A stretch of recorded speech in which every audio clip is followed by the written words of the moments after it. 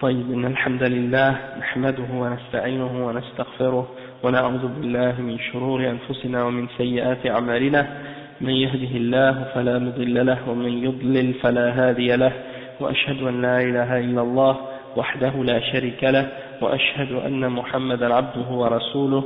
يا أيها الذين آمنوا اتقوا الله حق تقاته ولا تموتن إلا وأنتم مسلمون. يا أيها الناس اتقوا ربكم الذي خلقكم من نفس واحدة وخلق منها زوجها وبث منهما رجالا كثيرا ونساء، واتقوا الله الذي تساءلون به والأرحام إن الله كان عليكم رقيبا. يا أيها الذين آمنوا اتقوا الله وقولوا قولا سديدا يصلح لكم أعمالكم ويغفر لكم ذنوبكم، ومن يطع الله ورسوله فقد فاز فوزا عظيما.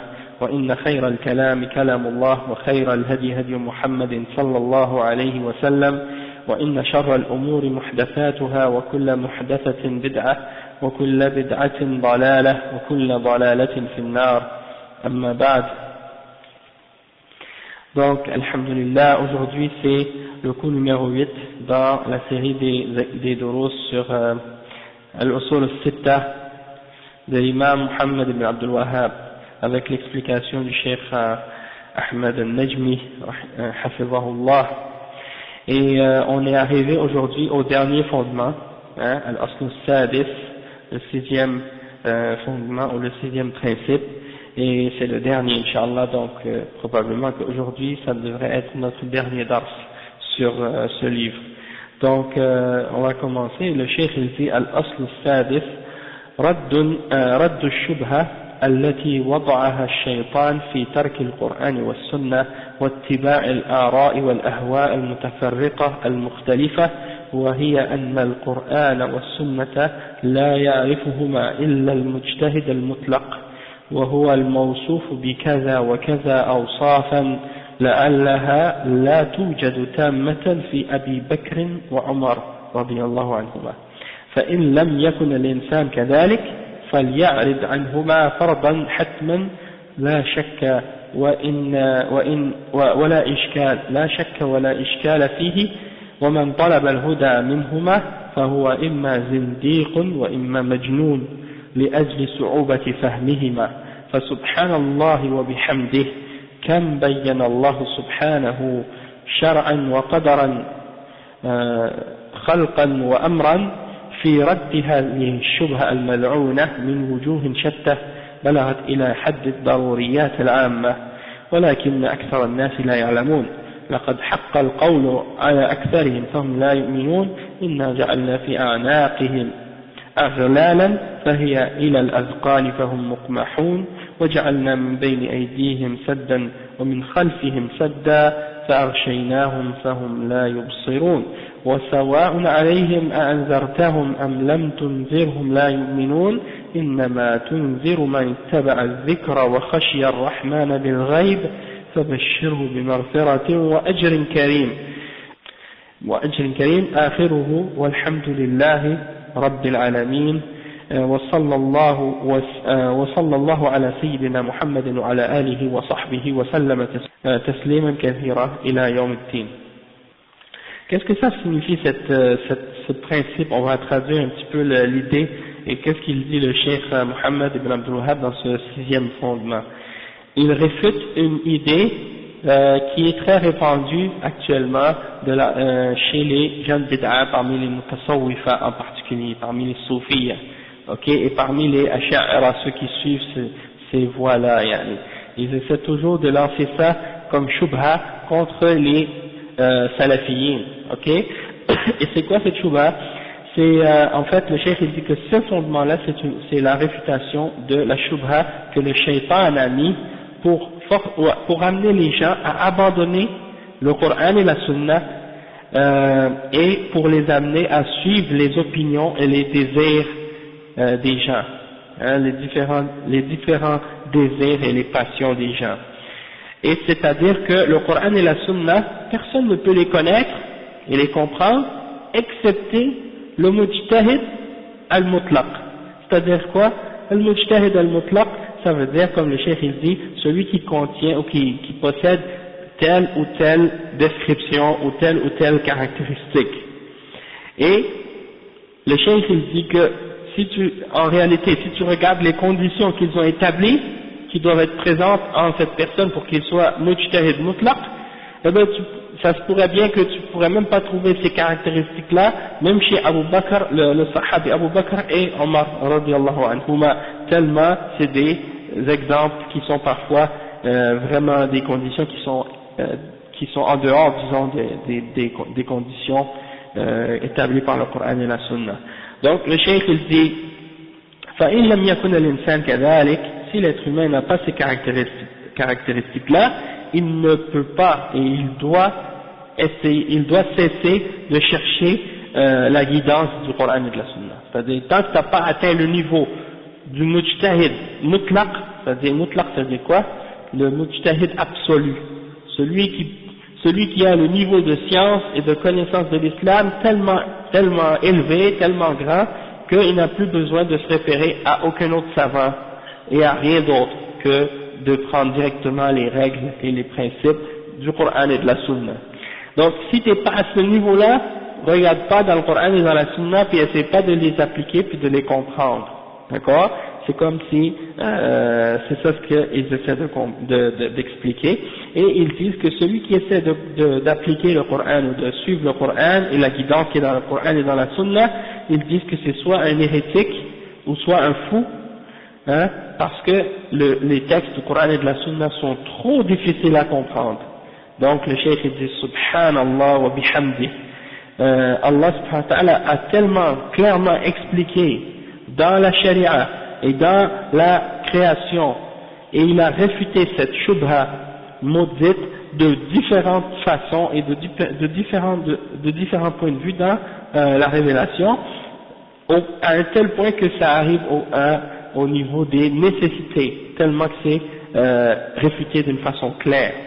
Mais la plupart des gens ne savent pas. C'est-à-dire, la plupart des gens, ils ne savent pas que ces idées-là sont réfutées par le Coran et la Sunna. Et il mentionne les versets de Surat Yasin, le verset 7 à 11. Le cheikh il dit, en effet, la parole contre la plupart d'entre eux s'est réalisée. Ils ne croiront donc pas. Nous mettrons des carcans à leur cou. Vous savez c'est quoi des carcans? Hein? Vous savez c'est quoi des carcans? Des carcans là, c'est comme deux morceaux de bois, on en met un en avant, puis un en arrière, il y a un trou au milieu, puis on met les mains aussi dedans, puis on le barre avec on le ferme avec des cadenas ou quelque chose comme ça, et là la personne est comme ça, le cou et les mains comme ça attachés. Donc c'est ça les carcans. Donc nous mettrons des carcans à leur cou, et il y en aura jusqu'au menton, c'est-à-dire ils vont avoir jusqu'au menton, et les voilà qu'ils auront la tête dressée, ils ne pourront plus dresser la tête, et nous mettrons une barrière derrière eux, et une barrière devant eux, et nous les recouvrirons d'un voile, et les voilà qu'ils ne pourront rien voir. Cela leur est égal, que tu les avertisses ou que tu les avertisses pas, ils ne croiront pas. Hein, ils ne croiront jamais. Tu avertis seulement celui qui suit le rappel, le Coran, et craint le tout miséricordieux, malgré qu'il ne le voit pas, annonce-lui un pardon et une récompense généreuse. Donc ça c'est pour montrer que il y a des gens qui sont aveuglés de la vérité. Même si tu leur montres, et même s'ils lisent les preuves du Coran et de la Sunna parfois, ils ne vont pas comprendre, même si la vérité est devant eux. Le cheikh Ahmed al-Najmi, hafizahullah, il explique cet aspect-là, juste avant de lire l'explication du cheikh Ahmed al-Najmi. Je voulais vous expliquer une note qui a été rajoutée par l'élève du cheikh Ahmed al-Najmi, qui est Mohammed ibn Hadi al-Madkhali, et il dit à un certain point à propos de cette shubha. En premier, il explique le mot shubha, qu'est-ce que ça veut dire, puis il explique la réponse à cette, d'une certaine façon, la réponse à cette shubha. Ok. Le chef il dit الشبهة كما ذكرها صاحب كتاب التعريفات للجرجاني أنها في الأصل هي ما لا يتيقن كونه حراما أو حلالا، وتطلق هنا ويراد بها جعل الباطل في صورة الحق، وهذه حجة كل مبطل من شياطين الإنس والجن، إذ إن من الذنوب ما هي شهوات ومنها ما هي شبهات، فالشهوات أعني بها فعل الأشياء المحرمة المعلومة من الدين بالضرورة كتحريم شرب الخمر وفعل الزنا واللواط أو التهاون بالصلاة أو بغير ذلك من المعاصي، وهي التي قال الله فيها فخلف من بعدهم خلف أضاعوا الصلاة واتبعوا الشهوات فسوف يلقون غيا إلا من تاب وآمن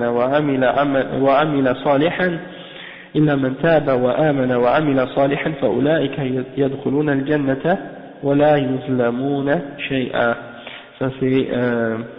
Après il dit أما الشبهات فهي التي يوردها أعداء الدين على بعض المسلمين لتزيين باطلهم من بدع وكفريات أو بغير ذلك من المعاصي التي دون ذلك، وإلقاء المتشابه من القول على بعض المسلمين ليقعوا فيما دعوا إليه من الضلال، ودل على ما قلناه من الحذر من الشبهات التي يلقيها أعداء الإسلام على بعض المسلمين ما ورد في مسند الإمام أحمد وأبي داود واللفظ له بإسناد صحيح صححه الألباني رحمه الله في مشكات من حديث عمران بن حسين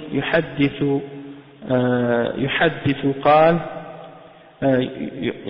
عن عمران بن حسين يحدث قال قال رسول الله صلى الله عليه وسلم من سمع بالدجال فلينأ عنه فوالله إن الرجل ليأتيه وهو يحسب أنه مؤمن فيتبعه مما يبعث به من الشبهات أو لما يبعث به من الشبهات، أي نعم، مما يبعث به من الشبهات أو لما يبعث به من الشبهات. ومن تلك الشبهات ما أورده أعداء التوحيد في هذا الأصل من الدعوة إلى ترك العمل بكتاب الله وسنة رسول الله صلى الله عليه وسلم بحجة أن القرآن والسنة لا يعرفهما ولا يفهمهما إلا المجتهد المطلق، كما سيبين بطلان مقالتهم هذا شيخنا أحمد النجمي حفظه الله ورعاه والله أعلم. Ok, le Cheikh Mohammed Ibn Hadi al-Madkhali dans cette explication-là, il donne la définition du mot shubha en premier. Il explique que il y a un des ulama qui s'appelle Al-Jurjani, qui a un livre qui s'appelle Al-Jurjani, qui s'appelle At-Ta'rifat, un livre qui s'appelle At-Ta'rifat, et en fait, qu'est-ce qu'il fait dans ce livre Al-Jurjani?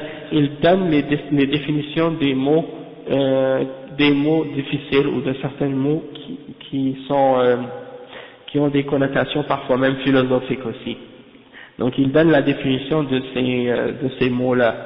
Et il dit donc dans ce livre-là, At-Ta'rifat, il dit que à la base, le mot shubha, c'est qu'est-ce qu'on n'est pas certain, est-ce que c'est halal ou est-ce que c'est haram. Donc quand on n'est pas sûr que quelque chose est halal ou haram, là on dit que c'est shubha. Toutefois, le cheikh il dit que dans le contexte où le cheikh il le mentionne ici, c'est plutôt quelque chose que quelqu'un te lance ou te donne ou te présente pour essayer de rendre le faux vrai ou pour faire paraître la fausseté comme si elle était vraie, hein, et c'est ça qu'on appelle shubha dans ce contexte ici. Tu veux faire à quelqu'un, tu veux que, par exemple, quelqu'un veut te faire accepter quelque chose de faux, alors il te le présente, cette fausseté-là, mais d'une manière qui est transformée et qui te fait croire ou qui te fait avoir l'impression qu'elle est vraie. C'est ça une shubha. D'accord? Et il dit le cheikh que ça c'est une يعني وهذه حجة كل مبطل, c'est-à-dire tous les shayatins, que ce soit parmi les djinns ou les êtres humains, c'est ça ce qu'ils utilisent. Wa alaykoum assalam wa rahmatullahi wa barakatuh. C'est ça ce qu'ils utilisent pour essayer de dévier les gens, de les faire sortir du droit chemin. Et tandis que les péchés, on les appelle des shahawat, hein, c'est parce que c'est les passions, les choses que l'âme désire, les choses que les âmes désirent parfois, et parce que c'est des choses qui appellent à nos passions et nos bas instincts. Donc on les appelle shahawat, et il y a d'autres péchés qu'on appelle shubuhat, comme celles qu'on vient de mentionner tout à l'heure.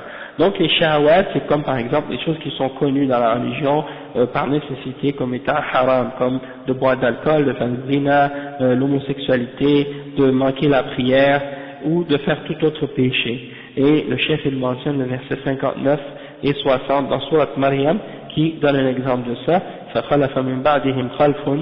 Après eux il y a eu des gens qui sont venus qui ont négligé la salat et qui ont suivi leur shahawat, c'est-à-dire qui ont suivi leurs désirs, et ceux-là seront yulqawna rayyan.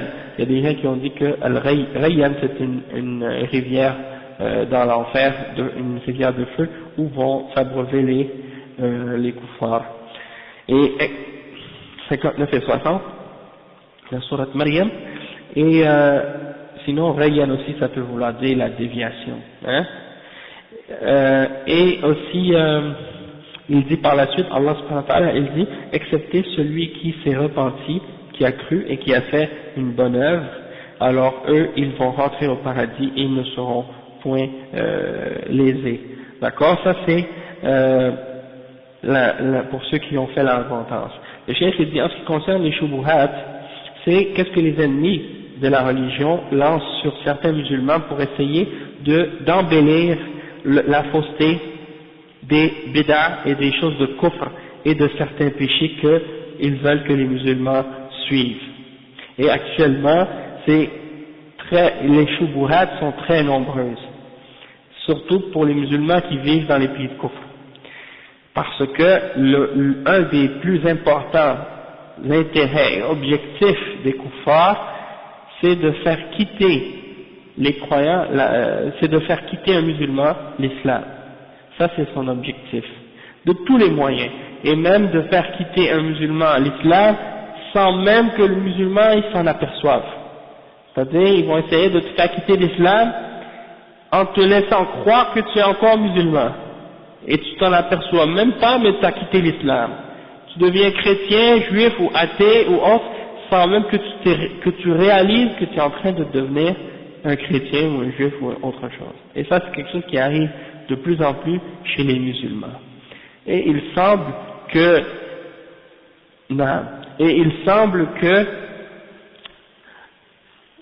les kuffars aient mis un intérêt particulier sur certains peuples musulmans, dans le monde musulman.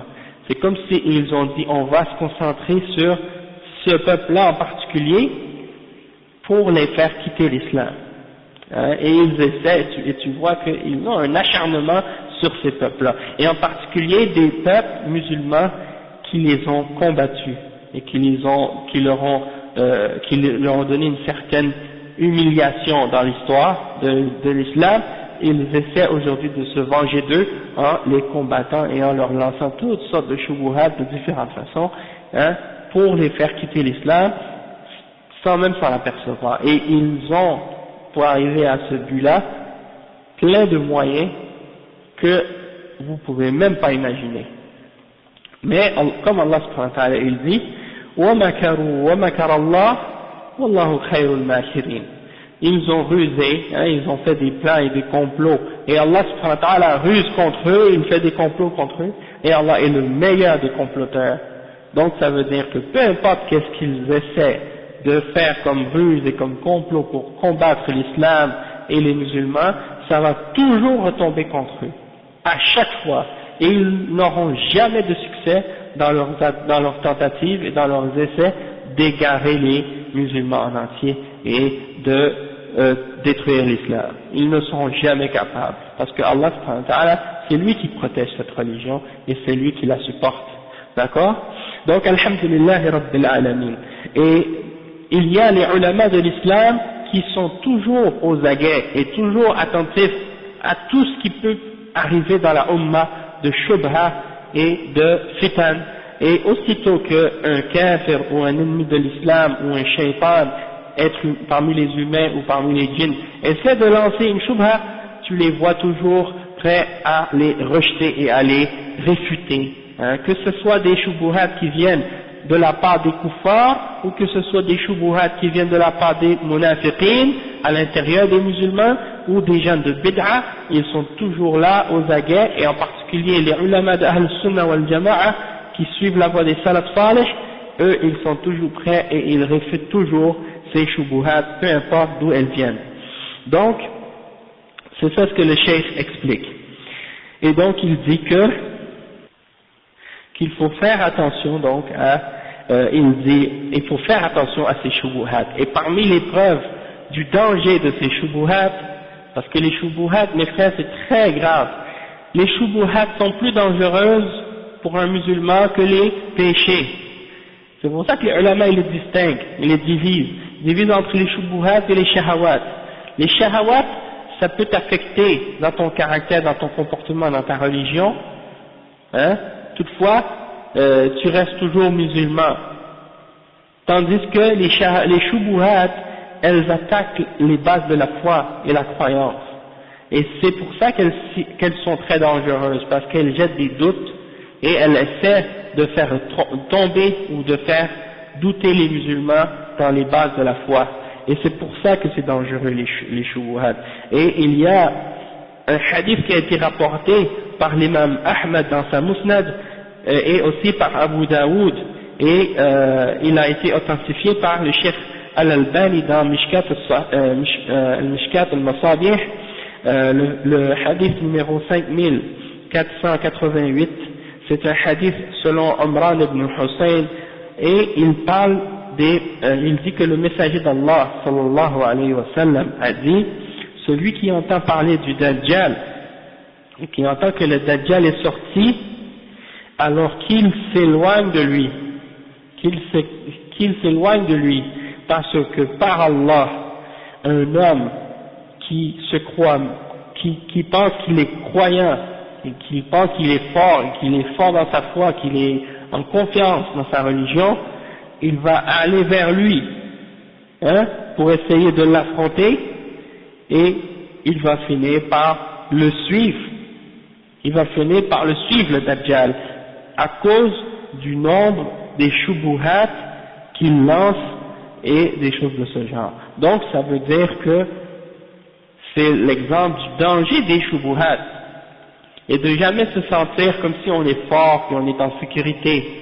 Et puis il y en a qui pensent qu'ils sont, comme on dit, ils veulent faire, qu'est-ce qu'on appelle, ils disent, ben écoute, il faut bien que j'écoute qu'est-ce que les autres disent pour savoir s'ils ont la vérité ou non.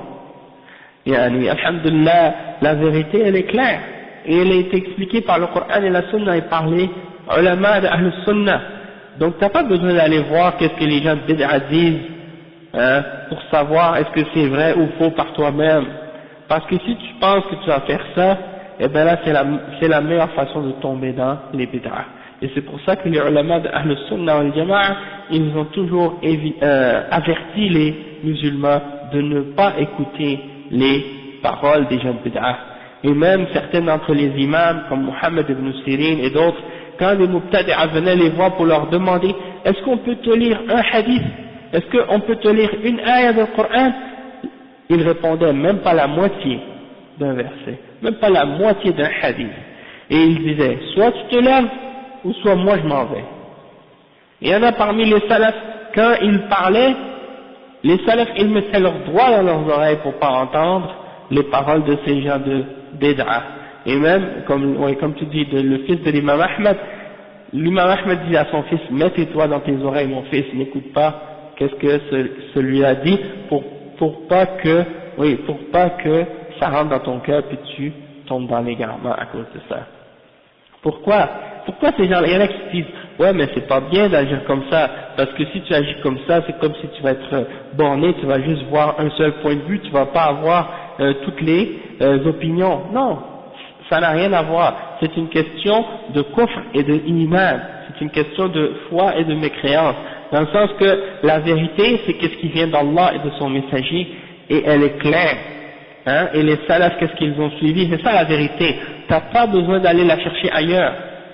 Et ça, c'est la conviction. L'imam Malik, un homme est venu le voir et lui dit, écoute, laisse-moi, on va discuter ensemble, ok? Et puis, on va discuter ensemble, et puis tu vas voir si j'ai raison. Après, l'imam Malik a dit, ok, qu'est-ce qui va arriver si tu as raison? Il dit, si j'ai raison, tu vas me suivre. Et l'imam Malik a dit, et si moi j'ai raison? Il dit, moi je vais te suivre. Et après il a dit, ouais, mais qu'est-ce qui arrive si un troisième arrive, puis il a raison sur nous deux? Ben il a dit, ben on va le suivre. Alors l'imam Malik a dit, si toi t'as perdu ta religion, alors on va la chercher, parce que moi j'ai trouvé la mienne. Hein? Ça veut dire qu'il n'y a pas de doute dans cette religion-là, elle doit être claire, ta religion. Et c'est pas une religion de philosophie, de débat académique, commencer à montrer ou prouver.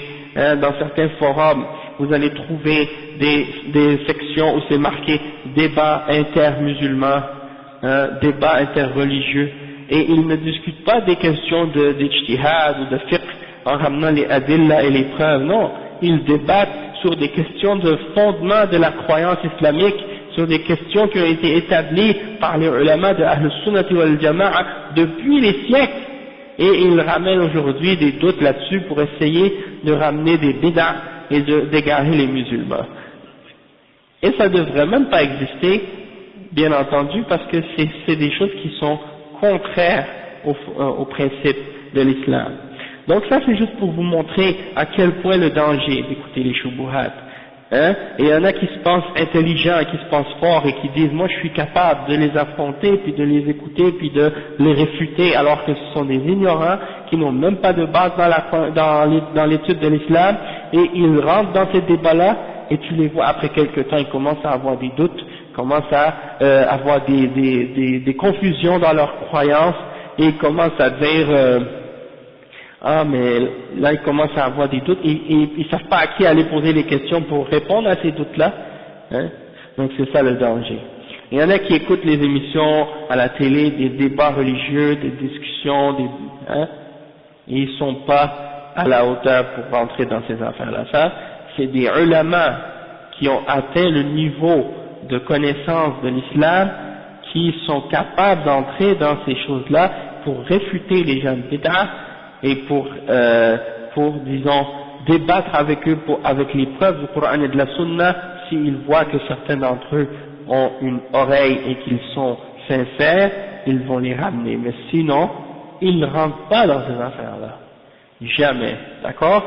Donc, l'imam Ibn Taymiyyah, rahimahullah, on a déjà mentionné ça plusieurs fois, l'imam Ibn Taymiyyah, rahimahullah, il a étudié les sectes, il a étudié la philosophie, il a étudié ça, mais il n'a pas étudié ça en commençant.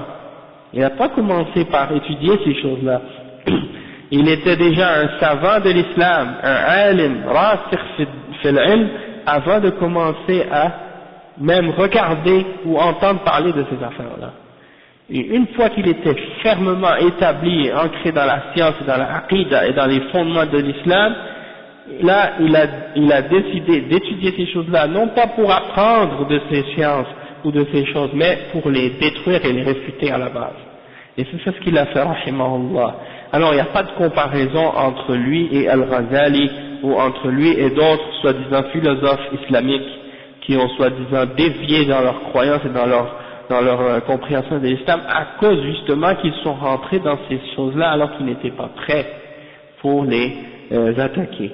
Et ils n'ont pas réussi à réfuter les philosophes d'une façon convenable et satisfaisante, ni à défendre la croyance de Ahl Sunnati wal Jama'a à cause des erreurs qu'ils avaient eux-mêmes dans leur compréhension et dans leur croyance de l'islam. Donc, ça nous montre les dangers. Et le cheikh, il dit que parmi les shubuhat que les ennemis du tawhid essaient de lancer sur les gens qui suivent le Coran et la Sunna, il y a cette shubha qu'on a mentionnée, qu'il faut abandonner le fait d'agir selon le Coran et la Sunna, en disant que le Coran et la Sunna, on ne peut pas les connaître et on ne peut pas les comprendre, excepté si on est un mujtahid mutlaq, c'est-à-dire qu'on ait atteint le niveau d'ijtihad mutlaq. Et donc on va expliquer maintenant, Inch'Allah, la définition ou la réfutation du Cheikh Ahmed al-Najmi au sujet de cette shubha. D'accord? Et juste pour vous montrer un exemple de comment cette shubha est propagée par ces gens-là, j'ai mentionné l'exemple disons je sais pas comment le décrire, disons un des da'iyas aujourd'hui qui est en France, qui appelle à ce genre d'idée-là. Okay, lui il appelle les musulmans à suivre un madhab en particulier, puis à s'accrocher à un madhab, et au taqlid, et il s'appelle Ahmed Lalla, je sais pas comment il le prononce. Il mélange tout ce site. Quand il présente une question, il essaie de montrer qu'il est juste dans sa façon d'analyser les questions, donc il va te montrer les différentes positions et tout, mais à la fin il va toujours mettre les positions et les citations d'une façon pour que à la fin il arrive à défendre une idée. Et souvent quand tu l'analyses comme il faut sa présentation, tu vois que à la fin il a déformé des choses, il a pas donné le droit, ou bien disons à certains arguments il n'a pas mentionné comme il faut, ou bien il ne les a pas mentionnés du tout, ou bien il a uniquement mentionné un aspect de l'argumentation sans mentionner les autres, et il a beaucoup de problèmes même dans la question des noms et des attributs d'Allah subhanahu wa ta'ala. Il a étudié en Inde, et là-bas le madhab c'est Hanafi bien entendu, donc lui il appelle à ça, et en même temps il dit que disons qu'il essaie de dire qu'il est modéré dans la question des asma wa sifat, hein, donc il essaie de dire que par exemple il condamne pas les asha'ira et les maturidiyya, puis en même temps il essaie de dire il faut pas que les salafis critiquent les asha'ira, puis il faut pas que les asha'ira critiquent les salafis, il faut comme qu'il y ait une modération, puis une entente entre les deux groupes. Il refuse de dire que les asha'ira et les maturidiyya sont des mubtadi'a, puis en même temps donc il essaie de prendre un chemin entre les deux pour essayer de faire plaisir aux deux côtés. Puis quand il parle de la question du manhaj des salafs, il en parle uniquement sur le plan aussi de la question est-ce que tu dois suivre un madhab ou non, puis là il divise entre al-mutamadhib et celui qui n'a pas de madhab, etc. Donc dans un de ces textes, j'ai trouvé justement la mention de la question du mujtahid al-mutlaq. Il dit en fait les musulmans ne sont pas tous du même niveau par rapport à leur connaissance des textes et des sources, et leur capacité à en extraire des principes pour les appliquer aux nouvelles questions. Selon Cheikh Waliullah, il y a sur ce point parmi les musulmans les 5 niveaux suivants. Le premier, al-mujtahid al-mutlaq, celui qui connaît suffisamment les textes du Coran et de la Sunna et les comprend, est capable de concilier ceux d'entre eux qui sont apparemment divergents, et est capable d'en extraire les principes juridiques, tout ceci directement, sans référence à des principes d'interprétation déjà structurés. Cela requiert des compétences exceptionnelles, et c'est ce que pratiquaient les savants musulmans au nom desquels sont attachées des écoles d'interprétation juridique, Abu Hanifa, Malik, Al-Shafi'i, Ahmad ibn Hanbal. Al-Mujtahid al-Mutlaq al-Muntasab, donc il divise en plus les Mujtahidines en différents degrés. Al-Mujtahid al-Mutlaq al-Muntasab, c'est-à-dire celui qui possède globalement les compétences de la catégorie ci-dessus, mais qui s'est affilié à une école juridique, un madhab, comme Abu Yusuf et Muhammad ibn Hassan. de l'école hanafite. Après il dit al-mujtahid fil madhab, donc il dit qu'il y a un autre degré qui est le mujtahid dans son madhab. Il est mujtahid seulement dans les limites de son madhab. Celui qui, dans le cadre global d'une école d'interprétation juridique, est capable de vérifier, pour ceux qui relèvent de nouvelles questions juridiques, la présence de principes juridiques issus du Coran et de la Sunna, ainsi que de prendre en compte le contexte pour modifier des règlements élaborés dans le passé par d'autres savants. Cette catégorie d'ijtihad demande également des compétences très poussées, mais qui sont néanmoins rares. Et après il dit al-alim al-mutabahhir, le savant qui a des connaissances très approfondies. Et il dit qu'il connaît le sens des textes du Coran et de la Sunna et connaît parfaitement les interprétations qu'en ont donné les savants avant lui. Puis après, le dernier niveau, c'est al-ami, celui qui connaît les règlements de l'islam dans les grandes lignes. Al-ami. Donc ça c'est leur division de l'islam. Donc pour eux, d'après ce que je comprends, al-mujtahid al-mutlaq, c'est presque impossible qu'il y en ait. Pour eux. Ça c'est quelque chose, ça y est, c'est fini. Il y en a depuis l'imam Ahmad, il n'y en a plus, puis il n'y en aura plus jamais. Le mujtahid. Et bien entendu, il y a cette division-là, ma anzalallahu biha min sultan.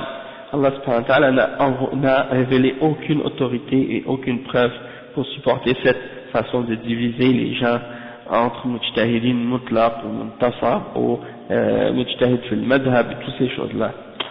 Et on va expliquer les paroles du Cheikh Ahmed, Inch'Allah, Ahmed al-Najmi à ce sujet-là. قوله رحمه الله الأصل السادس يلزي أقول إن هذه الشبهة شبهة شيطانية توصل بها الشيطان إلى تعطيل الكتاب والسنة وصرف الفهم عنها صرفا كليا وإن هذا لصد عن سبيل الله وتكذيب لكتاب الله حيث يقول تعالى ولقد يسرنا القرآن للذكر فهل من مدكر. فالله تعالى يقول إخبارا عن نفسه بأنه يسر القرآن للذكر وأكد ذلك الخبر باللام الموطئة للقسم وهؤلاء يقولون إن فهم القرآن والسنة مستحيل وغير ممكن إلا للمجتهد المطلق الذي يشترطون فيه أن يكون قد حفظ على الأقل 100,000 حديث عن ظهر قلب. وعليكم السلام ورحمة الله وبركاته. وحفظ القرآن وما قيل فيه من التفاسير وحفظ الأقوال الفقهية بأدلتها إلى غير ذلك وما هذه إلا مناقضة لما أخبر الله به عما جعله في كتابه من اليسر للقارئين والمتفقهين والمتعلمين. قال جل من قائل وأنزلنا إليك الذكر لتبين للناس ما نزل إليهم ولعلهم يتفكرون. Le cheikh il dit que cette shubha est une shubha diabolique qui est établie par le shaitan pour essayer d'éliminer le Coran et la Sunna qu'on les utilise pour qu'on les comprenne, et ça c'est une façon qu'ils utilisent pour écarter les musulmans totalement de prendre leur guidance du Coran et de la Sunna directement. D'accord? Et c'est une manière d'obstruer le chemin d'Allah subhanahu wa ta'ala, et c'est une manière aussi de démentir les paroles d'Allah subhanahu wa ta'ala dans le Coran qui dit et nous avons facilité le Coran pour s'en rappeler, hein, on a facilité le rappel du Coran. Alors fahal min muddakir, est-ce qu'il y a donc quelqu'un qui va se souvenir? Et ça c'est dans Surat al-Qamar, et c'est répété dans plusieurs versets dans Surat al-Qamar. Et qu'est-ce que ça veut dire ça? Déjà, dans les questions de Aqidah, ils ont dit on ne peut pas prendre du Coran et de la Sunna directement. Parce que si tu prends le sens apparent du Coran et de la Sunna, tu vas tomber dans le kufr. Parce que eux, ils n'acceptent pas les noms et les attributs d'Allah subhanahu wa ta'ala, hein, comme il les a mentionnés. Donc, Ar-Rahman wa ala al-Arsh istawa, Allah s'est élevé au-delà de son trône, eux ils vont dire, non, si tu prends le sens apparent de ce verset, tu deviens kafir. Donc, il faut faire le ta'wil. Et donc, ils vont dire que al-istiwa, ça ne veut pas dire qu'est-ce que ça signifie dans la langue arabe, mais ça veut plutôt dire de conquérir, hein, que Allah a conquis son trône, hein, et qu'il a pris le pouvoir de son trône, hein, plutôt que le fait que ça signifie, comme les salafs ont expliqué, que Allah s'est élevé au-dessus de son trône. Donc, dans l'aqida, ils ont fait ça, ils ont détourné les gens de prendre leur aqida du Coran et de la Sunna, hein. Et dans les questions de fiqh et les questions de ibadah, ils ont aussi réussi à éloigner les gens de prendre leurs connaissances et leurs croyances et leurs pratiques directement du Coran. Ils ont dit non, vous ne pouvez pas comprendre et vous ne pouvez pas prendre vos règles d'adoration du Coran et de la Sunna, parce que c'est seulement le mujtahid mutlaq qui peut le faire. Donc vous devez juste prendre vos connaissances de la religion des livres de fiqh, des madhahib. Donc vous les voyez quand ils veulent savoir comment prier, ils ouvrent un livre écrit par un de leurs chefs dans un madhab qui mentionne aucune preuve, aucune référence, juste tu fais ta prière comme ça, comme ça, comme ça, comme ça, comme ça. Et il n'y a aucune mention de preuve, de hadith, de ayah, rien. Hein? Et les enfants sont élevés là-dessus comme ça, et jusqu'à leur mort, ils vont toujours faire la même chose, sans même savoir est-ce que c'est correct ou non. Et donc, ils incitent les musulmans à rester dans l'ignorance, et à demeurer dans l'ignorance, et leur faire croire que c'est impossible d'atteindre le niveau de l'ijtihad mutlaq. Donc ça veut dire, oublie ça, tu es voué à rester ignorant. D'accord? Et à suivre aveuglément tout ce que des gens ont dit avant toi. Et c'est étonnant de voir en réalité comment ces gens-là prétendent que c'est impossible à quelqu'un de comprendre les paroles d'Allah subhanahu wa ta'ala et les paroles du prophète sallallahu alayhi wa sallam directement, alors que les paroles de leurs imams, elles, ils sont capables de les comprendre. Subhanallah, les paroles des hommes, tu peux les comprendre, mais les paroles d'Allah subhanahu wa ta'ala, tu ne peux pas les comprendre. Ça c'est leur contradiction, ça c'est un exemple de leur égarement. Ils rendent la parole des hommes plus facile à comprendre que la parole d'Allah subhanahu wa ta'ala. Et dans la réalité et dans les faits, on trouve que bien souvent la parole de leurs imams est bien plus difficile à comprendre que la parole d'Allah subhanahu wa ta'ala. Donc comment et non seulement ça, c'est que aussi la façon dont on peut comprendre ou diverger dans la façon de comprendre les paroles de ces imams-là peut amener encore beaucoup de divergences. Donc comment laisser tomber ce qui vient d'Allah subhanahu wa ta'ala et du messager pour suivre les paroles par la suite des êtres humains qui peuvent mener à encore plus de divergences que le fait de retourner directement au texte.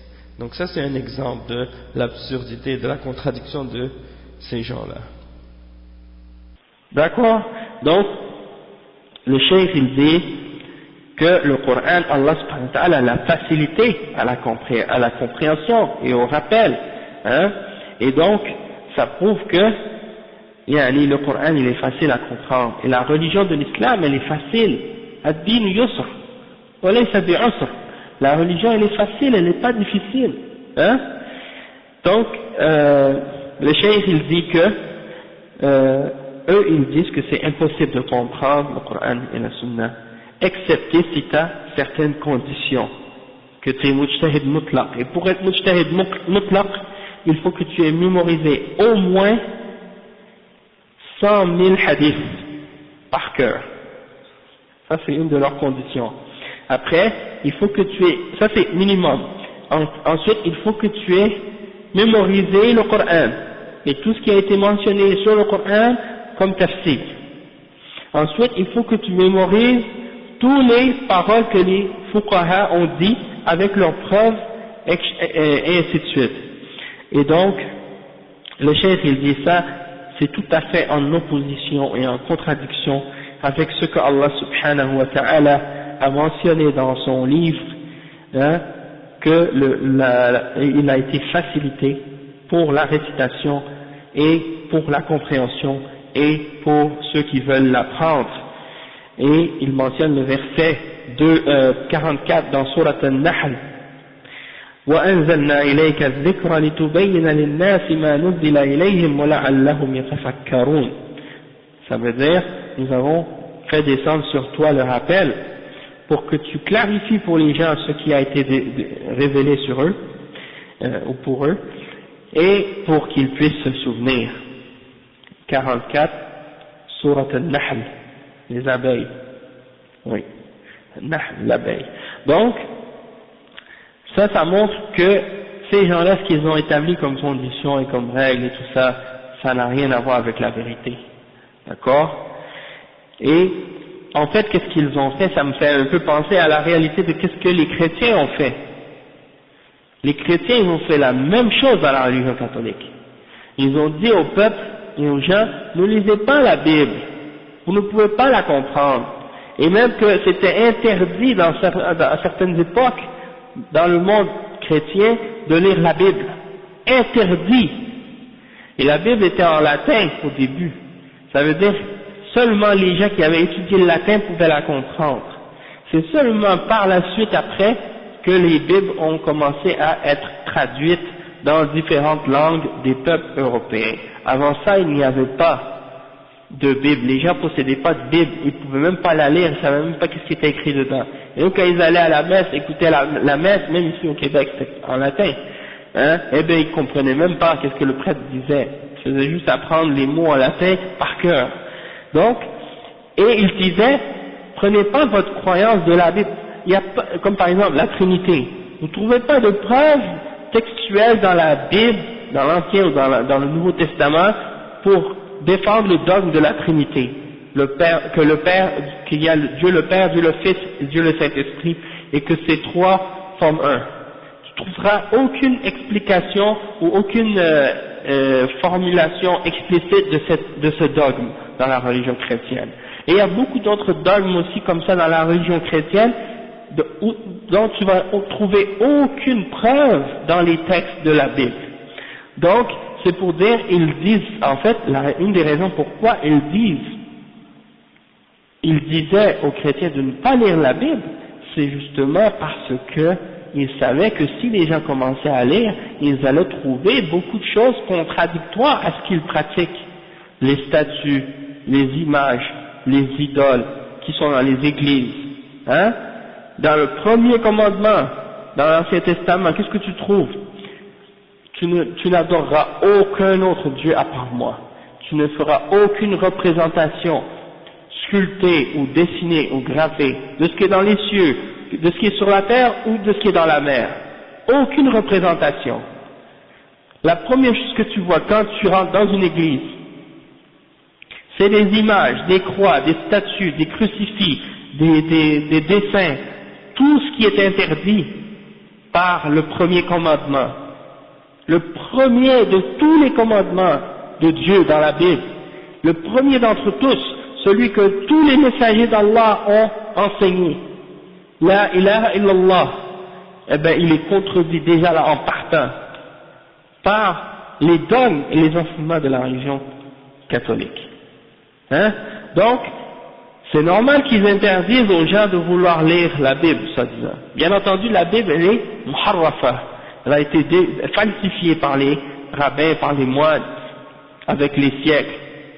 Mais, malgré tout, ils ont quand même pas réussi à tout enlever de ce qu'il y avait de vérité dedans, et même du peu qui reste de la vérité, ou de qu'est-ce qui reste de vérité dedans, ils avaient quand même peur de laisser les gens avoir accès à ces connaissances-là. Tandis que le Coran, dans les pays musulmans, c'est tout à fait différent. Tout le monde possède un mushaf chez lui, dans les pays musulmans en général. Et tout le monde apprend, la première chose, ils apprennent à lire le Coran. Ceux qui ne comprennent pas l'arabe, même ceux qui ne comprennent pas l'arabe, ils savent le lire. Mais qu'est-ce qu'ils ont utilisé comme ruse pour écarter les musulmans de la compréhension et de l'application du Coran? C'est une autre shubha, une autre méthode, c'est cette méthode-là. De dire que tu ne peux pas la comprendre excepté si tu es un mujtahid mutlaq, ou bien tu le lis juste pour les barakas, pour les hasanat, pas pour comprendre et pour agir selon la révélation. Beaucoup de musulmans aujourd'hui, ils lisent le Coran juste comme si c'était un livre à réciter pour les hasanat seulement, pas pour l'appliquer et pour vivre selon les principes qui sont dedans.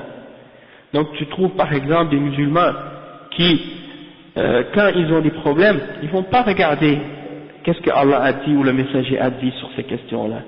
Ils vont retourner au droit ou aux lois faites par les êtres humains, ou, qu'est-ce que tu as dit? Son madhab, ou des choses de ce genre. Ils ne retournent pas aux paroles d'Allah et aux paroles du messager. Alors que Allah subhanahu wa ta'ala, il dit, فَإِن تَنَازَعْتُمْ فِي شَيْءٍ فَرُدُّوهُ إِلَى اللَّهِ وَالرَّسُولِ إِن كُنتُمْ تُؤْمِنُونَ بِاللَّهِ وَالْيَوْمِ الْآخِرِ ذَلِكَ خَيْرٌ وَأَحْسَنُ تَأْوِيلًا.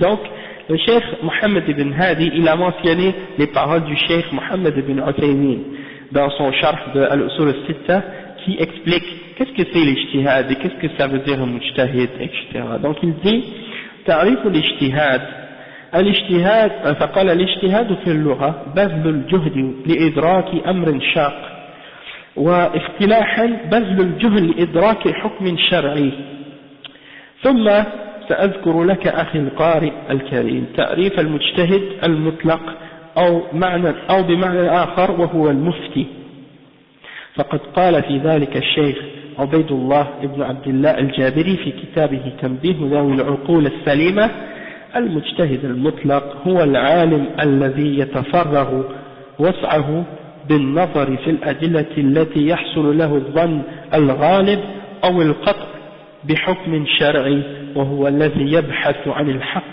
بدليله. Ok, le mujtahid al-mutlaq, premièrement l'ijtihad c'est quoi? C'est de faire, dans la langue arabe, c'est de faire un effort pour arriver à atteindre une affaire qui est difficile. Et dans la religion, c'est de faire un effort pour arriver à atteindre un verdict dans la religion. Un verdict dans la religion, ça veut dire quoi? Ça veut dire que tu veux savoir, est-ce que telle chose c'est wajib ou mustahab ou mubah ou makruh ou haram, un des 5, ok? Ou bien est-ce que c'est quelque chose qui est fasid ou sahih ou batil? Donc ça c'est des exemples de choses que lorsque tu lis les textes, lorsque tu fais l'ijtihad, tu essaies d'arriver à trouver le verdict qui correspond à la chose que tu recherches à propos d'une action ou d'une chose en particulier, en te basant sur les textes de la révélation pour savoir est-ce que c'est wajib, est-ce que c'est haram, est-ce que c'est makruh, est-ce que c'est mustahab, etc.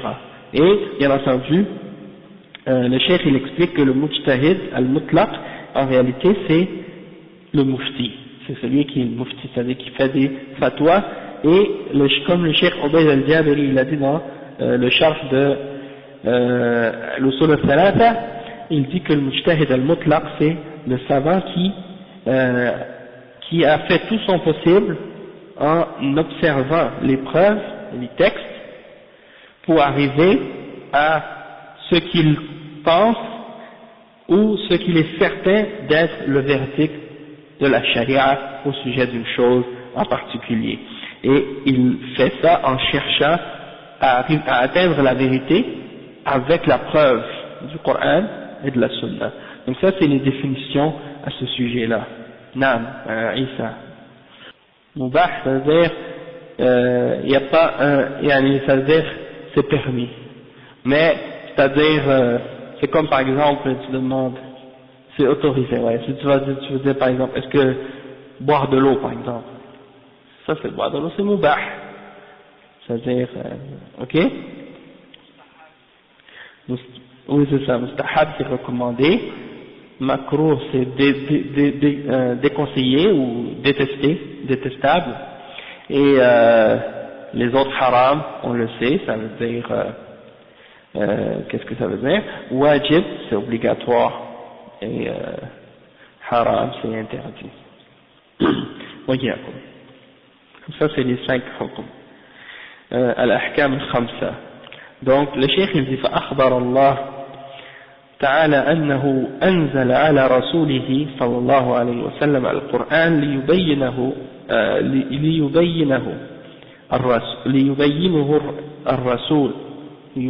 الرسول صلى الله عليه وسلم بأقواله وأفعاله وتشريعاته التي هي ترجمة للقرآن أو ترجمة للقرآن. فهل أمر رسول الله صلى الله عليه وسلم بمستحيل؟ حاشا وكلا، وإنما أمره ممكن. وقد قال الله تعالى هذا بيان للناس وهدى وموعظة للمتقين. Le cheikh dit que Allah subhanahu wa ta'ala nous a informé qu'il a révélé à son messager le Coran pour qu'il le clarifie aux hommes par ses paroles, par ses actions et par ses législations. Et ça, c'est une sorte d'interprétation du Coran. C'est-à-dire les paroles et les actions et les législations que le prophète sallallahu alayhi wa sallam a fait sont une interprétation du Coran. Comment l'appliquer? Donc, est-ce que le messager d'Allah sallallahu alayhi wa sallam a ordonné qu'est-ce qui était impossible, ou bien, je ne sais pas ici est-ce qu'il veut dire le chef, est-ce que le messager a été commandé de faire ce qui est impossible, ou bien est-ce qu'il veut dire est-ce que le messager a ordonné qu'est-ce qui est impossible? Donc dans les deux cas, soit que c'est فهل أمر رسول الله صلى الله عليه وسلم أو فهل أمر رسول الله صلى الله عليه وسلم. Donc c'est un des deux. Mais le cheikh il dit non, certes non. Il a été commandé de faire ce qui est possible. Et Allah subhanahu wa ta'ala a dit ceci est une clarification pour les hommes, et une guidance et une exhortation pour les pieux. Le verset 138 dans Ali Imran. فكيف يكون بيانا وهو مستحيل الفهم؟ ما هذه إلا فرية شيطانية أراد بها الشيطان صرف العقول عن التفكر في كتاب الله وسنة رسوله صلى الله عليه وسلم. Le cheikh il dit, comment est-ce que ça peut être une clarification, le Coran, alors que c'est impossible de le comprendre? Demandez à ces gens qui parlent de mujtahid mutlaq et autres, est-ce que c'est impossible, est-ce qu'il y a eu d'autres mujtahidin mutlaq après les imams des 4 madahib? Demandez-leur, vous allez voir qu'est-ce qu'ils vont dire. Le cheikh il dit, ça c'est uniquement une invention ou un mensonge du shaitan, et le shaitan a voulu par ça dévier ou éloigner les esprits de réfléchir, les empêcher de réfléchir sur les sens du Coran et de la Sunna du messager sallallahu alayhi wa sallam. Et Allah subhanahu wa ta'ala dit وَلَقَدْ صَرَّفْنَا فِي هَذَا الْقُرْآنِ لِيَذَّكَّرُوا وَمَا يَزِيدُهُمْ إِلَّا نُفُورًا. Le verset 41 dans Surat Al-Isra. C'est ça. Donc nous avons exposé dans ce Coran les signes, pour que les gens réfléchissent ou se rappellent, mais ça ne fait que augmenter leur répulsion. Donc ça c'est l'exemple de ce verset-là. Et le cheikh dit فَقَوْلُهُ تَعَالَى وَلَقَدْ صَرَّفْنَا فِي هَذَا الْقُرْآنِ أي نوعناه وبيناه. Il a exposé, il a diversifié et clarifié.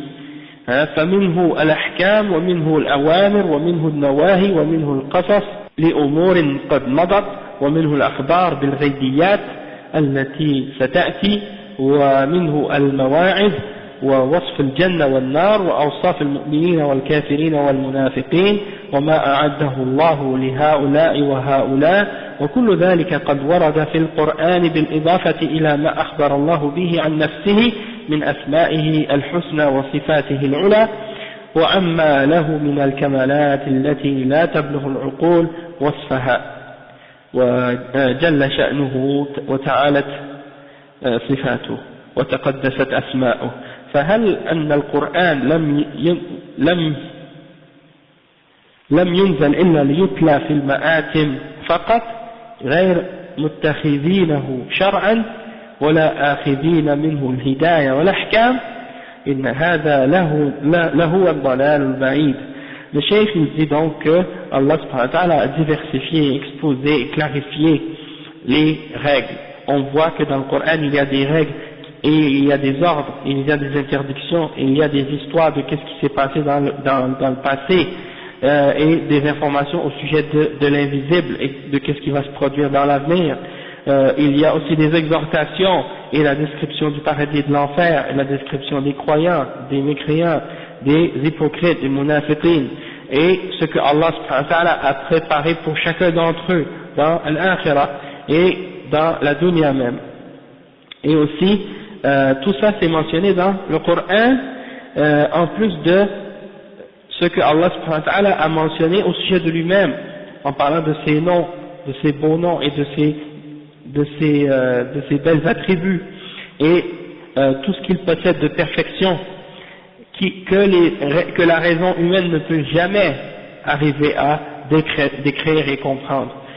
Et après le cheikh il dit, donc est-ce que ce Coran est uniquement révélé pour qu'on puisse le réciter et le lire dans différentes occasions sans qu'on le prenne comme une loi et une législation, hein, et sans qu'on puisse le prendre comme une guidance, hein, et que ce soit de cette révélation-là qu'on prenne les règles et la guidance. Ça c'est certes un égarement lointain. Il y a un point important ici, c'est ça ce qui se passe aujourd'hui, c'est que les musulmans, ils ont cessé de prendre, pas tous les musulmans, mais disons une grande partie des musulmans, ils ont cessé de prendre la révélation comme une source de législation, hein, et c'est dans beaucoup de pays musulmans, les lois des Européens ont remplacé les lois de la législation islamique, et donc le Coran est devenu comme une sorte disons décoration qu'on met dans les bibliothèques parfois pour embellir les étagères, et ça reste comme disons un livre parmi d'autres dans notre bibliothèque, et c'est pas le centre de notre vie, ou bien la base de qu'est-ce qui gère les règles de notre existence sur cette terre. Donc on voit que pour beaucoup de gens, le Coran a perdu son rôle de guide et d'orientation et de base de la guidance pour l'humanité. Et c'est pour ça que les musulmans, les croyants aujourd'hui, sont dans l'état dans lequel ils sont actuellement, parce qu'on a cessé de prendre la guidance du livre d'Allah subhanahu wa ta'ala et de la sunna de son messager sallallahu alayhi wa sallam. Le cheikh dit, exactement, subhanallah, exactement, c'est ça. Comme le frère il mentionne justement, il dit qu'il se souvient de la fois que j'avais mentionné l'exemple en Haïti, qu'on envoyait à certains musulmans là-bas des livres sur l'islam, au lieu de les distribuer à tout le monde, ils les gardent pour eux, pour que ce soit uniquement eux qui ont la connaissance de l'islam, comme ça tout le monde est obligé de venir à eux pour leur demander des choses, et ils laissent les autres gens dans l'ignorance. Et donc, c'est un petit peu cette attitude-là que certains ont, et cette shubha, peut-être que ça c'est une des causes qui ont poussé les gens à utiliser cette shubha pour essayer de garder les musulmans le plus possible dans l'ignorance, et pour eux, par exemple, avoir le monopole de la connaissance de l'islam, et pour essayer de les contrôler par la suite. Exactement. Parce que quand tu as la connaissance, eh ben tu as un grand pouvoir. Hein? La connaissance c'est un pouvoir, la connaissance. D'accord? Et donc si tu peux garder tout le monde dans l'ignorance, sauf toi, et commencer à utiliser cette connaissance-là pour les contrôler, ça c'est grave, cette attitude-là. Ça c'est l'attitude des juifs, hein? C'est pas l'attitude des mu'minines. Au contraire, les croyants, ils diffusent la science, ils enseignent la science, hein? Exactement. C'est comme on dit au pays des aveugles, le borgne est roi. Je sais pas si vous avez déjà entendu cette expression-là, c'est-à-dire tout le monde est aveugle, mais il y en a un qui a juste un œil. Il est roi parce qu'il a un œil, au moins, même s'il n'a pas ses deux yeux, mais au moins il voit. Hein? Tandis que quand tout le monde a deux yeux, puis il y en a un qui manque un œil, c'est lui qui est, disons, qui est déficient, tandis que si tout le monde est aveugle, puis lui il a juste un œil, il paraît comme si c'est lui le roi. Ça c'est vrai, c'est comme le frère il mentionne l'exemple de qu'est-ce qui est arrivé en Europe lorsque les croisés sont revenus en Europe après avoir été écrasés par Salah ad-Din Ayyubi. Ils sont retournés en Europe et ils avaient acquis des connaissances des Arabes que le reste des Européens n'avaient pas, connaissaient pas. Et donc l'Église à cette époque, qui voulait toujours garder son pouvoir et son autorité sur les gens, ont fait en sorte de cacher cette connaissance-là comme le frère dit, jusqu'au XVe siècle, à soi-disant la Renaissance, la période qu'on appelle la Renaissance. Et c'est toujours, le rôle de l'Église a toujours été comme ça, de garder les peuples dans l'ignorance pour les contrôler. Ça c'est l'Église catholique, c'est l'histoire de l'Église catholique ça. Et de remplir leurs coffres de l'argent des gens, et de profiter de leur autorité pour les contrôler, pour les garder dans l'ignorance totale. Ok? Et donc, ça c'est l'exemple comment ces gens-là ont utilisé l'autorité religieuse qu'ils avaient pour contrôler les peuples. En tout cas, il y a beaucoup de choses à dire sur ce sujet-là, ça c'est certain, mais toutefois, c'est juste pour montrer à quel point certaines personnes peuvent essayer de contrôler les autres en leur cachant la connaissance et en les gardant dans l'ignorance. Et ça, on retrouve ça en particulier chez les soufis. Et ça c'est étonnant parce que pourquoi les soufis sont toujours en train de décourager les gens d'étudier l'islam. Et ils essaient toujours de leur faire voir que l'étude, c'est une perte de temps, et que le plus important, c'est pas l'étude, mais c'est l'action. C'est pas l'apprentissage de l'islam, mais c'est l'action. Donc il faut pas étudier, il faut adorer, il faut prier, il faut jeûner, il faut faire toutes sortes d'ibadat. Mais quand on leur demande, est-ce que l'étude c'est pas une action, ça aussi? Même l'étude c'est une action, apprendre ta religion c'est une action. Et j'écoutais dernièrement, Tariq Ramadan, il dit dans une cassette, il dit il y a des gens, ils connaissent les hadiths, ils connaissent toutes sortes de choses, de la religion, ils ont une grande connaissance, mais ils ont commencé à idolâtrer la science au lieu de l'action. Donc c'est une manière de présenter la chose d'une façon tellement, idolâtrer la science, ça veut dire, lui il dit il faut agir, il faut faire de l'action, les gens tu dois te distinguer des autres par ton action, pas par ta science. Donc en tout cas, c'est une manière qu'ils utilisent. Les Jamaat Tabligh, ils ont cette méthode là aussi. Ils disent non, étudie pas l'islam, viens, l'important c'est l'amal, t'as pas besoin d'être un savant. Les Sahaba, ils avaient une ayah puis ils partaient. Donc ça c'est des exemples. Et les takfiriens, les djihadiens, c'est la même chose. On dit, t'as pas besoin d'apprendre l'islam, t'as pas besoin d'être un savant, d'étudier 15 ans l'islam. Tu peux apprendre le tawhid dans 10 minutes. Après tu t'en vas puis tu vas faire le djihad. Puis tu vas mourir fi sabilillah, tu vas être dans les plus hauts niveaux du paradis. Il y a un sahabi, il allait pour manger une date, il a même pas voulu finir de manger la date.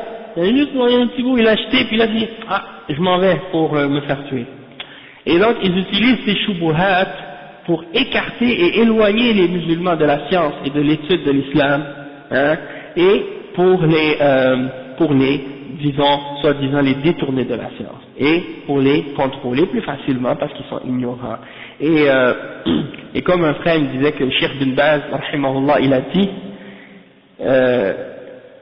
al-hayatu fi sabilillah as'abu min al-maut fi sabilillah. Il a dit de vivre dans le chemin d'Allah, c'est plus difficile que de mourir dans le chemin d'Allah. Donc il meurt dans le chemin d'Allah, c'est facile. Ça y est, c'est fini. Cheikh bin Baz, rahimahullah. C'est bien facile, tu meurs, ça y est, c'est fini. Mais quand tu es sur le chemin d'Allah et tu es en train de faire des efforts puis de travailler de travailler dans le chemin d'Allah, c'est ça qui est plus difficile à faire. Et tu vis dans le chemin d'Allah. Non. A'udhu billah. A'udhu billah. Allah musta'an. Non, ils sortent toujours avec des nouvelles choses là. Allah musta'an.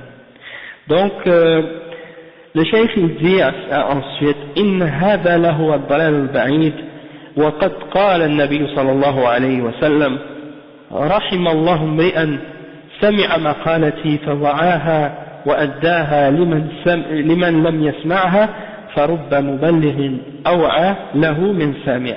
وفي رواية نضر الله امرئا سمع مقالتي فوعاها وأداها إلى من لم يسمعها فرب حامل فقه غير فقيه ورب حامل فقه إلى من هو أفقه منه. وقال ألا ليبلغ الشاهد الغائب فرب مبلغ أوعى من سامع. وقال بلغوا عني ولو آية أحدث عن بني إسرائيل ولا حرج ومن كذب علي متعمدا فليتبوأ مقعده من النار. فهل أمر الله ورسوله بحفظ القرآن والسنة وتبليغهما يعد عبثا؟ إذا قلنا إنه لا يمكن للإنسان المتعلم أو العالم أن يفهم معاني كتاب الله ومعاني سنة رسول الله صلى الله عليه وسلم، فهل أمر الله عباده بالمستحيل حين قال وما كان المؤمنون لينفروا كافة فلولا نفر من كل فرقة منهم طائفة ليتفقهوا في الدين ولينذروا قومهم إذا رجعوا إليهم لعلهم يحذرون. Le cheikh il mentionne quelques hadiths, il dit que le prophète sallallahu alayhi wa sallam a dit que Allah est miséricorde pour la personne qui a entendu ma parole et qui l'a compris et qui l'a transmis comme il l'a entendu à celui qui ne l'a pas entendu, parce qu'il se peut que celui qui transmette, il se peut que quelqu'un transmette ma parole, farubba muballighin aw alahu min sami'. Peut-être que, enfin, si je comprends bien qu'est-ce que ça signifie ça, farubba muballighin aw alahu min sami'.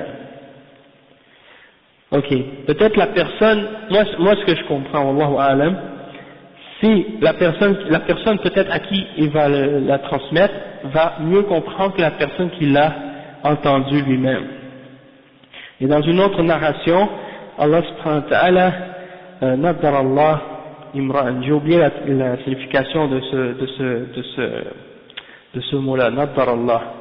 Mais disons que c'est comme une sorte de dua que le prophète sallallahu alayhi wa sallam fait pour une personne qui a entendu sa parole et qui l'a compris et qui l'a transmis à celui qui ne l'a pas entendu. فَرُبَّ حَامِلُ فِقْهٍ غَيْرْ فَقِيهٍ وَرُبَّ حَامِلُ فِقْهٍ إِلَى مَنْ هُوَ أَفْقَهُ مِنْهُ. Peut-être que quelqu'un va transporter ou va mémoriser, disons, une science ou une compréhension de l'islam, hein, à quelqu'un, il va la transmettre à quelqu'un qui va comprendre mieux que lui. Hein. Lui, il l'a entendu et il la transmet. Même s'il n'a pas compris, mais la personne à qui il va le transmettre, lui, il va comprendre mieux que cette personne. Et وقال صلى الله عليه وسلم ألا لا يبلغ الشاهد الغائب. Donc il dit que la personne qui était présente doit transmettre à la personne qui était absente, parce que peut-être que la personne qui va l'entendre va comprendre mieux que la personne qui l'a transmis. Et après il dit une autre narration qui dit transmettez même une seule ayah que vous avez entendue de moi, et vous pouvez même mentionner les histoires de Bani Israël et il n'y a pas de problème. Et celui qui ment à mon sujet alors qu'il prépare son siège en enfer. Et le cheikh il dit al-hadith muttafaqun alayh akhrajahu al-Bukhari fi kitab al-ilm. Non, c'est ça, donc c'est des hadiths qui sont authentiques, d'accord, rapportés par al-Bukhari et Muslim. Et après il dit est-ce que Allah subhanahu wa ta'ala et son messager ont commandé de mémoriser le Coran et la Sunna et de les transmettre pour rien, sans aucune sagesse, sans aucune raison? Si on dit que c'est pas possible à une personne qui apprend, ou à une personne qui a appris de comprendre les significations du Coran et de la Sunna et les significations de la Sunna du prophète sallallahu alayhi wa sallam, que c'est une chose impossible pour ses serviteurs, alors pourquoi dans ce cas-là Allah subhanahu wa ta'ala il nous dit dans le verset 122 de Surat At-Tawbah, Isa, passe-moi la traduction s'il te plaît. Non, vas-y doucement, pas besoin de te dépêcher comme ça, tu brises les pages. Non. Le cheikh il mentionne ce verset-là, il dit que les croyants n'ont pas acquitté tous leur foyer. Parce qu'après la bataille de Tabouk, après que les gens sont partis à Tabouk, il y a des munafiqines qui sont restés à Médine et les autres sont partis avec le prophète sallallahu alayhi wa sallam. Puis après la bataille de Tabouk, étant donné que la distinction qui a été faite entre les mu'minines et les munafiqines après cette bataille-là, tout le monde voulait partir par la suite au combat. Dans les autres batailles qui sont arrivées par la suite, plus personne ne voulait rester en arrière. Donc, le cheikh a mentionné ce verset-là. Les croyants n'ont pas acquitté tous leur foyer. Pourquoi de chaque clan, quelques hommes ne viendraient-ils pas s'instruire dans la religion pour pouvoir à leur retour avertir leur peuple afin qu'ils soient sur leur garde? Donc c'est ça. C'est pour dire qu'une partie des croyants doivent essayer d'apprendre et avoir la compréhension de la religion. لقد بلغ الشيطان أمنيته بهذه الشبهة حين صرف بها الناس عن كتاب الله وسنة رسول الله صلى الله عليه وسلم، بل إنه لم يصب الشيطان من أهل العلم مثل هذه الشبهة حين صرفهم عن شرع الله تعلما وتعليما واجتهادا واستنباطا، بل جعل ذلك أي البحث عن معاني كتاب الله ومعاني سنة رسول الله صلى الله عليه وسلم والاجتهاد في الاستنباط منهما، جعل ذلك ضربا من الجنون ونوعا من الزندقة. بل قال لأولئك القوم الذين قالوا بهذه المقالة إنه لا بد لكل واحد منهم أن يقلد إماما من الأئمة الأربعة لا يخرج عن أقواله وآرائه واجتهاداته، ولا يجوز له إذا قلد ذلك الإمام أن يحيد عن رأيه ولو قدر أنملة، بل إنه يجب عليه أن لا يقلد أحدا غيره، وإذا وجد الدليل خلاف قول إمامه فليؤول الدليل حتى يتناسب مع قول إمامه، لأنه زعم لإمامه الحصانة عن الخطأ، وإنه لا يتصور منه وقوع الخطأ، بل كادوا أن يصرحوا بعصمة أئمتهم، وكل منهم يعتقد أن في إمامه العصمة، وأن قوله هو الحق وإن خالف الدليل. إذا رأيته يخالف الدليل فاتهم عقلك واتهم رأيك، واجعل قول الإيمان في حصانة عن الخطأ والبطلان، يا لها من كارثة.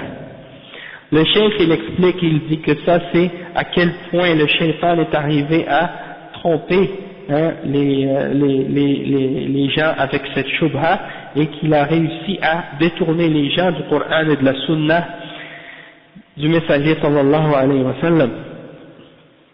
Mais il dit en fait le shaitan il n'a pas réussi à atteindre les ulama ou les gens qui ont du ilm par une shubha plus forte ou plus nuisible que celle-là, lorsqu'il les a détournés de la charia d'Allah dans l'apprentissage et dans l'enseignement et dans l'ijtihad et dans l'extraction des verdicts de la charia, des textes de la religion.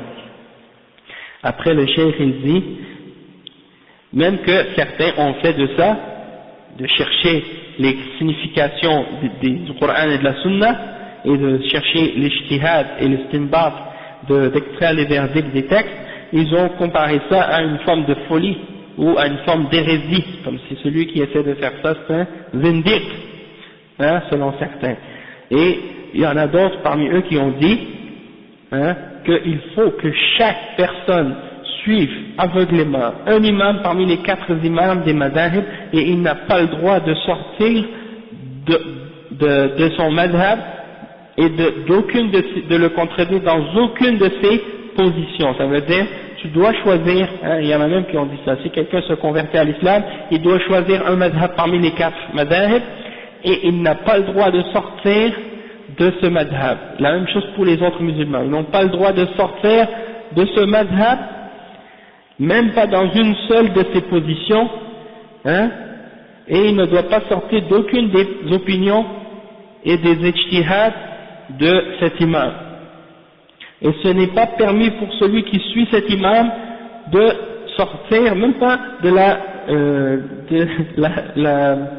yani qatr al-anmila, comme une fourmi, même pas un pas de fourmi, yani t'as pas le droit de sortir de ses opinions. Ils disent que c'est obligatoire de le suivre aveuglément.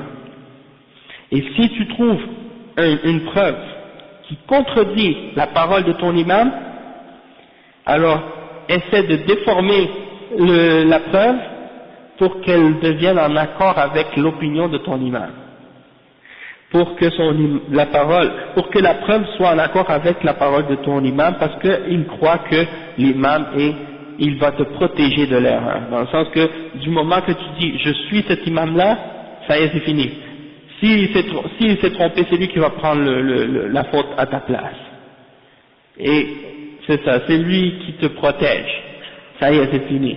Et donc, il dit le cheikh que, et ça c'est s'ils conçoivent qu'ils peuvent faire des erreurs. Parce que la plupart d'entre eux, ils vont même jusqu'à dire parfois, ils vont presque jusqu'à dire que leurs imams sont infaillibles.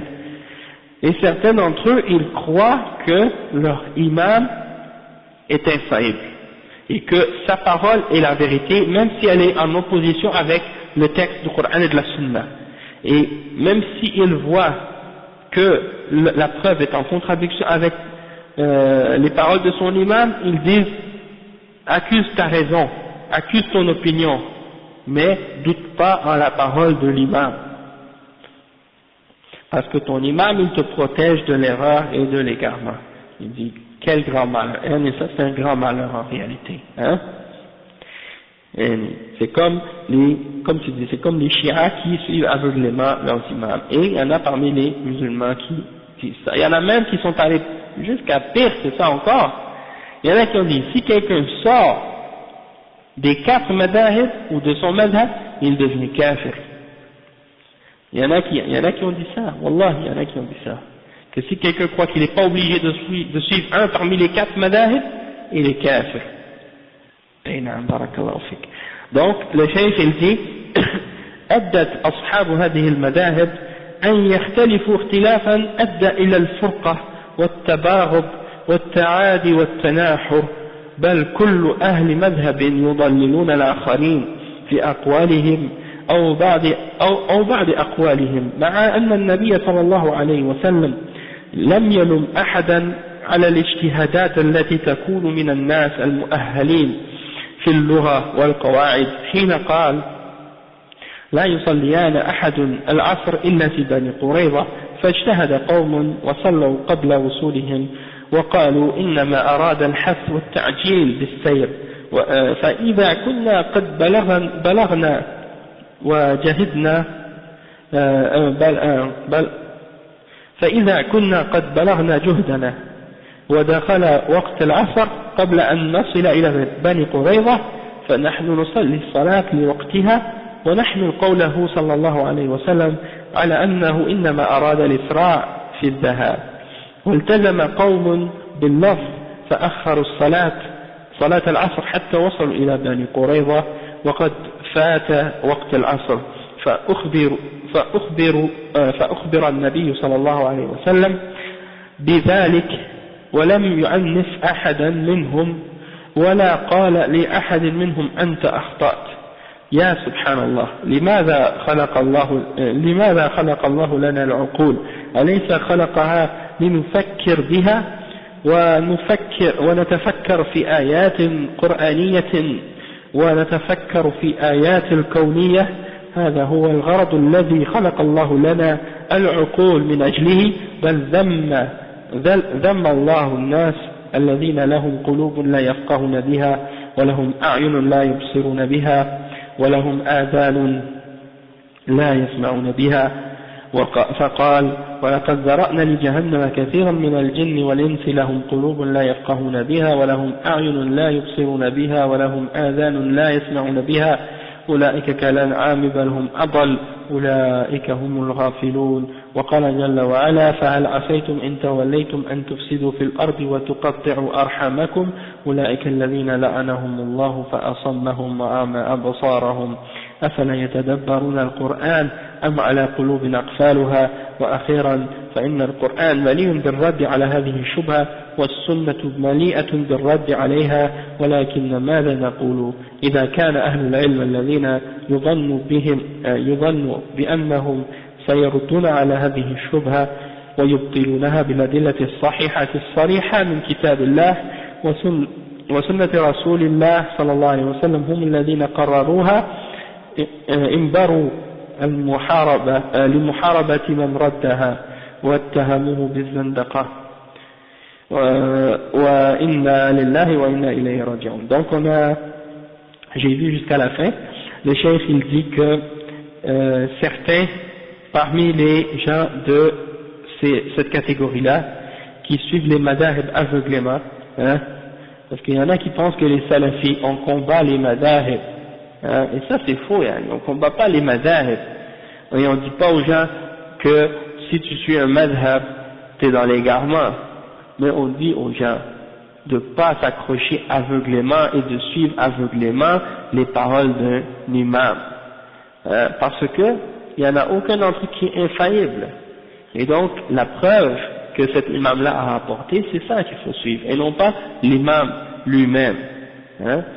Si, comme on a expliqué plusieurs fois, si quelqu'un n'est pas apte à comprendre ou à suivre comme il faut les textes, et qui n'a pas étudié, il ne sait pas lire et écrire, il n'a pas de connaissances, il demande la question à un imam, ou à un cheikh, ou à un mufti, ou quelqu'un qui connaît la religion, à qui il fait confiance, et il suit ce que cet imam-là lui dit de suivre, parce que Allah subhanahu wa ta'ala, il dit فَاسْأَلُوا أَهْلَ الذِّكْرِ إِن كُنتُمْ لَا تَعْلَمُونَ, demandez à ceux qui ont le savoir si vous ne savez pas. Mais il faut pas que cette personne-là, disons, commence à suivre ses passions, commencer à suivre la parole ou la position de celui qui va lui dire ce qui va le satisfaire. Il y en a beaucoup de gens qui font ça. Ils vont demander à une personne jusqu'à ce qu'ils trouvent celui qui va lui dire ce qui lui fait plaisir, ce qui est en accord avec ses passions, puis ils vont le suivre même si c'est en contradiction avec la preuve. Donc nous on dit aux musulmans, c'est pas les paroles des hommes qui est la preuve, c'est les preuves, c'est qu'est-ce qui est dans le Coran et dans la Sunna, c'est ça la preuve. D'accord? Et le fait qu'il y ait une divergence, c'est pas une preuve. Il y a beaucoup de gens qui pensent que s'il y a une question sur laquelle il y a des savants qui ont divergé, ça c'est une preuve pour dire que tu peux faire ce que tu veux, hein, parce qu'il y a des divergences. Hein, tu demandes est-ce que les photos c'est halal ou haram? J'ai parlé de ça l'autre fois. Ils vont te dire il y a un khilaf. Ça veut dire quoi? Il y a un khilaf. Est-ce que c'est une hujja? Est-ce que c'est une preuve ça? Le khilaf c'est une preuve? Non, c'est pas une preuve.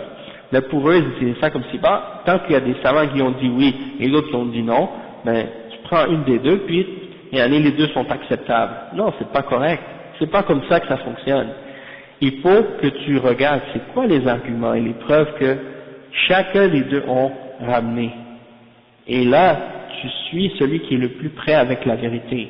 C'est pas juste tu vas dire, celui-là, il me fait plaisir parce que moi j'aime ça les photos, donc je vais prendre la position de ceux qui disent que c'est halal. Si tu fais ça, ça veut dire que tu suis tes passions. Attends, mais pourquoi je dis ça? C'est parce que il y en a qui pensent que toute question sur laquelle il y a une divergence, c'est une question dans laquelle tu peux faire ce que tu veux, non. Il y a des gens qui distinguent pas aussi entre les questions les masail al-khilafiyya et al-masail al-ijtihadiyya. Ça c'est deux choses différentes. Al-masail al-khilafiyya, c'est n'importe quelle question sur laquelle il y a une divergence, que ce soit basé sur une preuve ou non, que ce soit fausse, que ce soit quelque chose basé sur le faux ou sur le vrai, c'est khilafiyya, c'est-à-dire il y a une divergence quelconque, que ce soit des gens d'égarement qui l'ont dit, que ce soit des gens qui n'ont aucune preuve, ni du Coran ni de la Sunna qui l'ont dit, que ce soit une chose qui est complètement fausse qui l'ont dit, ça on dit mas'ala khilafiyya.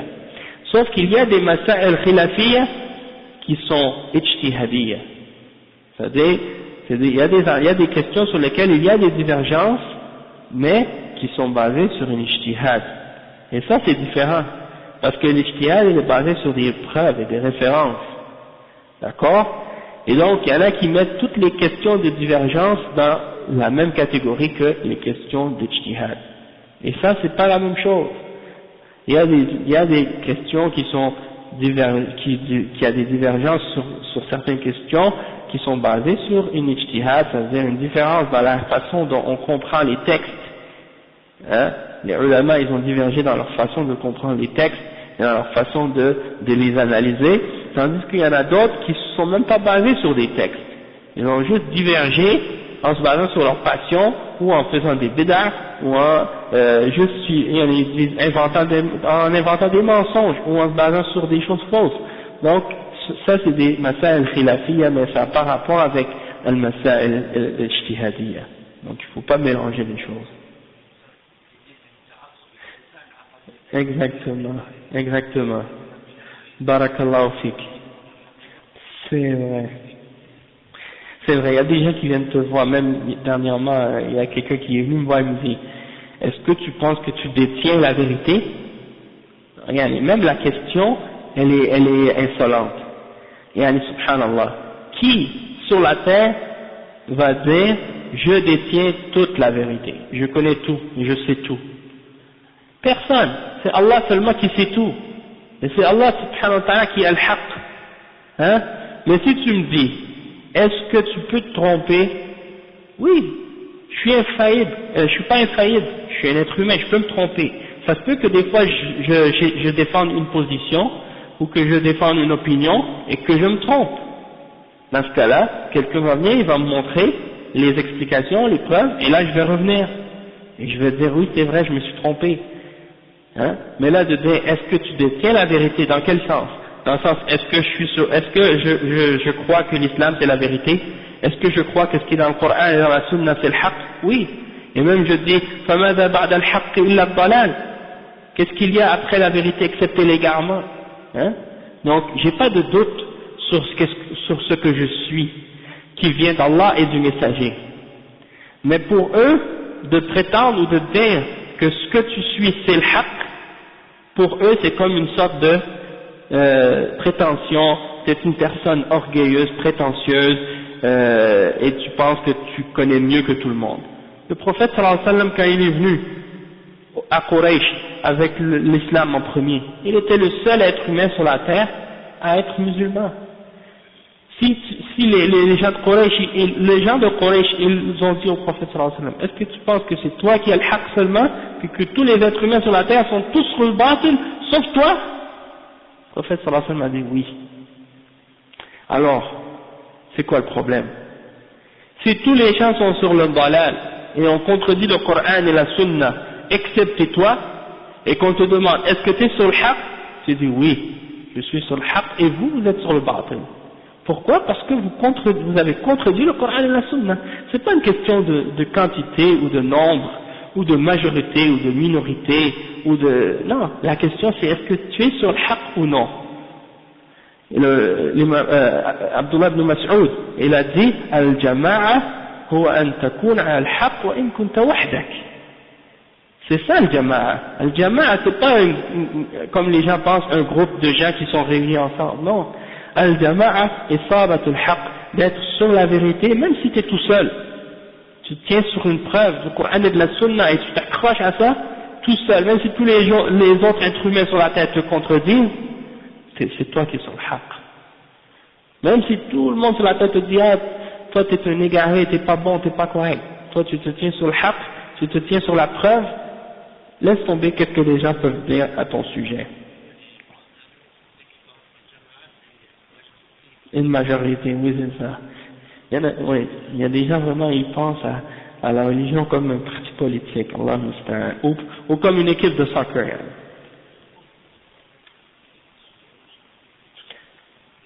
Il y a beaucoup de versets comme ça qui blâment la majorité puis qui glorifient la minorité. Donc on va en parler une autre fois.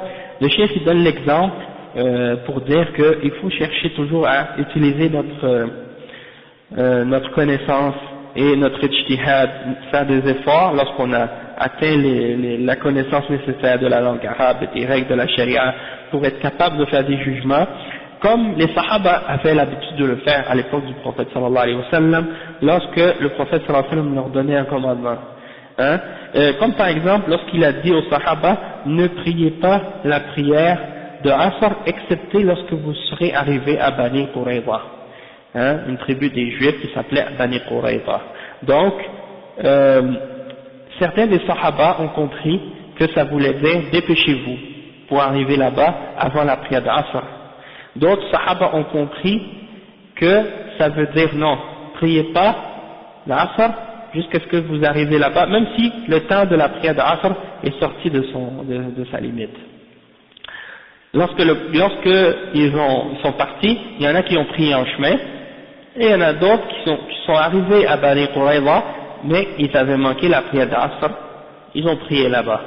Le prophète sallallahu alayhi wa sallam n'a pas blâmé aucun des deux groupes, parce que les deux avaient fait une ijtihad, ils avaient essayé d'utiliser leur jugement pour comprendre la parole du prophète sallallahu alayhi wa sallam et l'appliquer le mieux possible. Parce que la parole du prophète sallallahu alayhi wa sallam pouvait autant impliquer un sens que l'autre. Mais, bien entendu, il y en a parmi les gens aujourd'hui qui essaient d'utiliser cette parole-là pour essayer de justifier la divergence. Ils disent, regardez, tu peux suivre ce que tu veux, parce que le prophète sallallahu alayhi wa sallam, il a laissé tous les gens faire ce qu'ils voulaient. Non, c'est pas ça que ça veut dire. Aujourd'hui, par exemple, si on va partir, je vous dis par exemple, priez pas la prière de Asr jusqu'à ce que vous arrivez à Québec.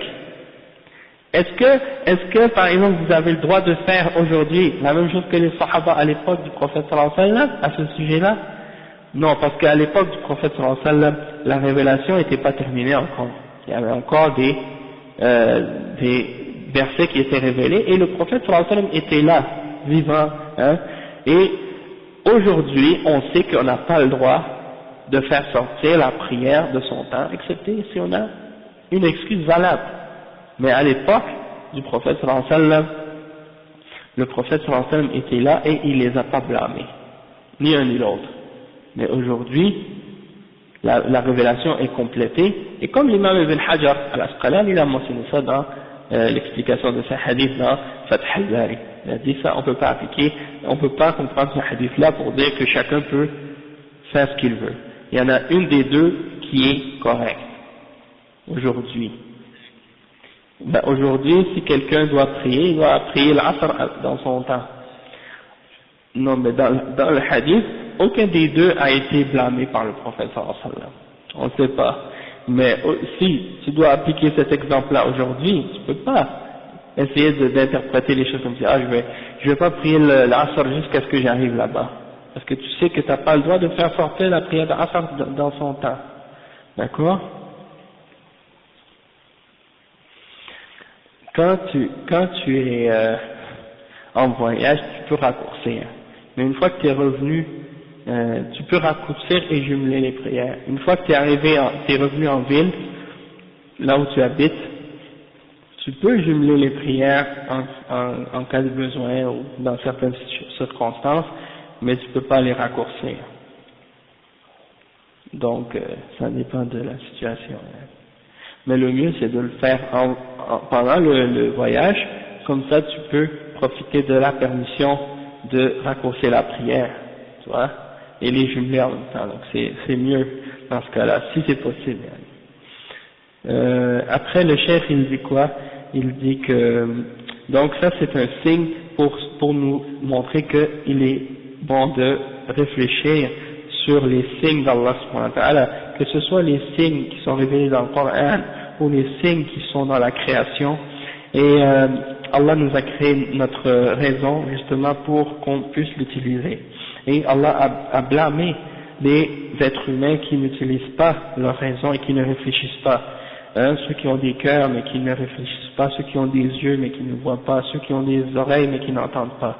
Comme dans le verset 179 dans Surat Al-A'raf, et nous avons, Allah subhanahu wa ta'ala dit, nous avons préparé ou mis des êtres parmi les djinns et les hommes pour l'enfer. On les a créés pour l'enfer. Ils ont des cœurs mais ils ne comprennent pas. Ils ont des yeux mais ils ne voient pas. Ils ont des oreilles mais ils n'entendent pas. Ceux-là sont comme des animaux, comme des bêtes, mais ils sont encore plus égarés que les bêtes. Et ceux-là sont les insouciants. Et dans un autre verset, dans Surat Muhammad, le verset 22 à 24, il y a une autre mention aussi du fait que Allah subhanahu wa ta'ala les a maudits, les gens qui font le façade sur la terre et qui coupent les liens de parenté parmi les kuffars. Allah les a aveuglés et il les a rendus sourds et aveugles, ils ne voient rien. Et il dit, est-ce qu'ils ont un cadenas sur le cœur?